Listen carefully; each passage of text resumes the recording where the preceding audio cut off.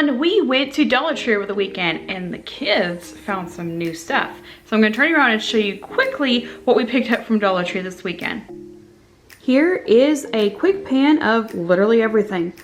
The girls' main focus was they wanted to see if they had any more of the fairy garden pieces, and this time they actually had fairy pieces.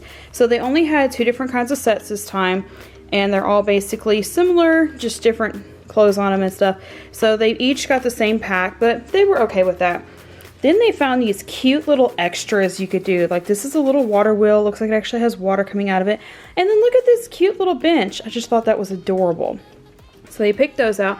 And they had the trays back in stock. I love these little flower details. These little teeny tiny flowers on here. Just cute little details, little fake moss. But they're going to use those to decorate in their fairy garden with.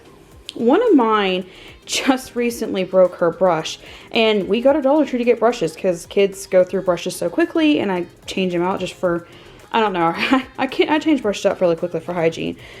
So she picked out this one. They like the ones that are more cushiony on the inside of them, and she likes the round ones, so we picked out this one for her. My youngest loves their little flower headbands like these that have the tiny little flower details on them. And she's the only one that doesn't wear glasses, so it works out fairly well for her, except when she wears sunglasses outside. But she loves these little flower headbands, and this one was super adorable, so she picked that out. They have restocked their splash balls for this year. We had picked up a set of the flings and all that last year. They found that they don't actually like using the slingshots. They just prefer to just throw them at each other, and it doesn't hurt too terribly. So they just love playing with each other and throwing them towards each other, and it's a lot of it's a whole lot of wet fun if you can't get to like the beach or a pool or anything. So we picked up 3 4-packs of those. So 12 of them for $3 is not terrible. I've seen them for more than that.